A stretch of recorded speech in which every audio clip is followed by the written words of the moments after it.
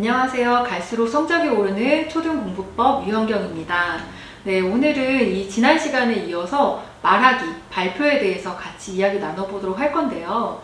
말하기나 발표는 단순히 자기의 생각을 말하는 걸로만 끝나지 않고요. 요즘에 학교에선 평가, 성적하고도 좀 연결이 되는 경우가 많습니다. 또 초등학교에서는 그런 성적에 대한 부담이 없을 수 있겠지만 중학교나 고등학교에서는 여러 과목에서 말하기로 평가를 하는 경우가 있어요. 그래서 아이들이 이 말하는 것을 그냥 표현하는 걸로만 끝나는 게 아니라 성적하고도 연결된다는 거를 좀 염두에 두시고 어렸을 때부터 말을 조리 있게 논리적으로 잘 할 수 있도록 도와주시면 좋을 것 같습니다. 그러면 일단 말하기에는 두 가지가 우리가 크게 나눠 볼 수가 있는데요. 물론 일상적인 말하기는 빼고요. 설명하는 말하기랑 논리적으로 하는 말하기가 있습니다. 그러면 일단 설명하는 말하기를 한다 라고 하면 이거는 설명을 많이 해보는 경험이 있어야 되겠죠.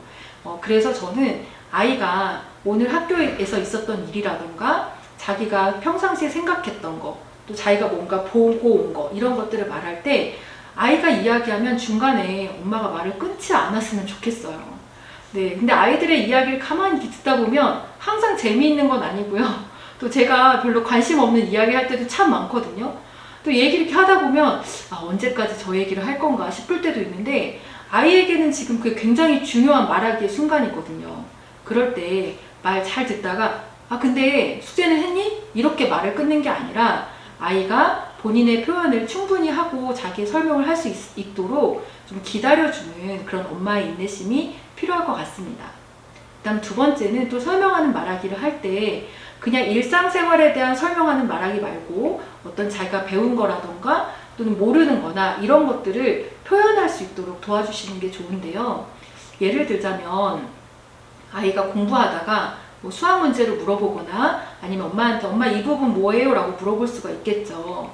그럴 때 엄마 입장에서는 아이한테 막 가르쳐 주고 싶잖아요. 그래서 얼른 가져와봐, 엄마 설명해 줄게, 이렇게 하시는 경우가 많은데요. 그러기보다는 그래, 그러면 이 문제는 너가 어떻게 생각했는지 엄마한테 설명을 다시 한번 해줄 수 있겠니? 이렇게 물어봐 주시는 거예요.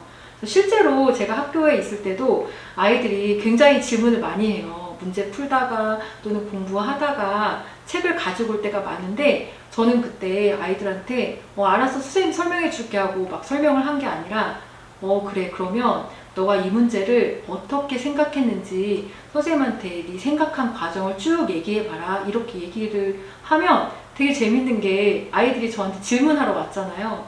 그런데 아이들 스스로 설명하다가 답을 찾고 가는 경우가 굉장히 많아요. 즉 이 얘기는 자기가 말하면서 자기 귀에 들으면서 이게 논리적으로 생각하는 게 힘이 길러진다는 거죠. 그래서 아이들이 이렇게 자기의 생각과 어떤 상황들을 조리 있게 설명할 수 있는 그런 상황들을 만들어 주시는 게 좋을 것 같습니다. 그리고 또 만약에 아이가 어리다면 아이들과 함께 어떤 동물에 대해서 묘사를 해본다던가 또 수수께끼 놀이, 제가 지난번에도 한번 말씀을 드렸었는데 우리 어렸을 때 많이 하던 스무고개, 이런 것들도 굉장히 좋은 말하기의 방법입니다. 그래서 그런 것들을 하면서 아이의 말하는 실력들을 좀 높여가면 좋을 것 같아요. 그리고 또 중요한 말하기가 논리적으로 말하기죠. 그럼 논리적으로 말하기? 누군가를 설득하는 말하기라고 볼 수도 있는데 이 논리적인 말하기는 잘하는 팁이 좀 있습니다.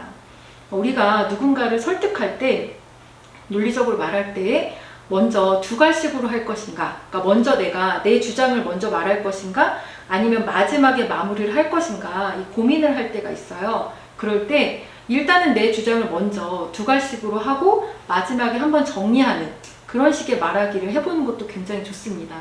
요즘에 프랩 말하기라고 해서 PREP, 먼저 포인트를 말하고 이유를 설명한 다음에 예시를 들어보는 거예요. 자기의 생각에 대해서. 그리고 마지막에 그 포인트를 다시 한번 정리하는 건데요. 이거는 글을 쓸 때도 기본 틀이 될 수가 있고 말을 할 때도 기본적인 순서가 될 수가 있어요.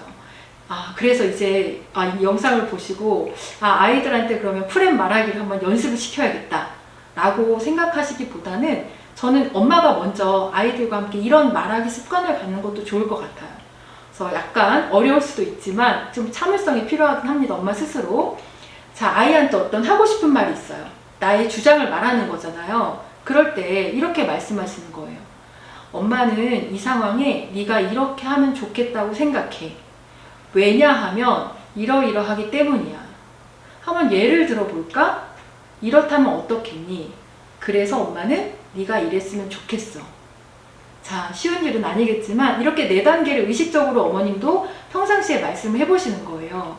그러면 감정적으로 아이한테 나가는 것도 많이 줄어들 뿐만 아니라 아이도 자연스럽게 엄마 이런 말하기를 배웁니다.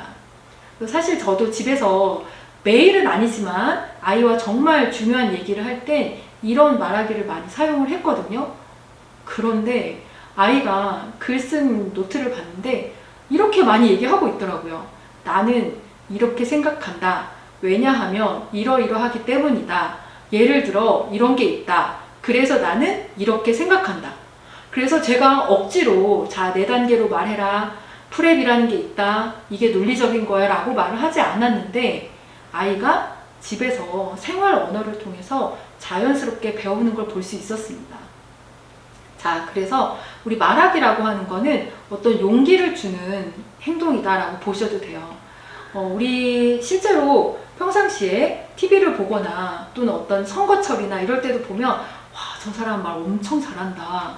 근데 또 생각해보면 그렇게 말하기까지 얼마나 많은 용기가 마음속에 있어야 할까요? 자, 그러면 이 용기는 어디서부터 시작하냐면 집에서, 가정에서부터 아이에게 말할 때 용기를 주는 것부터 시작하지 않을까라고 생각을 해요. 그래서 집에서 말도 못하고 집에서 자기 생각도 잘 표현하지 못하던 아이가 학교에 가서 갑자기 수업 시간에 막 얘기를 하고 이러기 쉽지 않거든요. 그래서 저는 집에서부터 설명하며 말하기, 자기 생각 말하기, 또 설득하는 말하기 이런 것들을 생활 속에서 훈련시켜 나가면 아이도 엄마도 서로 관계도 좋아질 뿐만 아니라 아이의 학교 생활도 자신감 있게 도와줄 수 있지 않을까라고 생각을 합니다.